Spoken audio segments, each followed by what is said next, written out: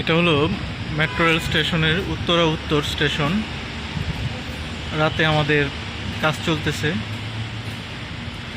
একটা অপরূপ দৃশ্য দেখানোর জন্য মূলত ভিডিওটা করা। দৃশ্যটা আমার কাছে খুবই ভালো লাগছে, ফুলের মতো ফুটে আছে। এটা হলো গরুর বাজার, মেট্রো রেল উত্তরা উত্তর 2 নম্বর স্টেশন। এটা গরুর বাজারের দৃশ্য। এখনো গরু আসে নাই। বিশাল বাজার, বিশাল মাঠের মধ্যে লাইটগুলো ফুলের মতো ফুটে আছে।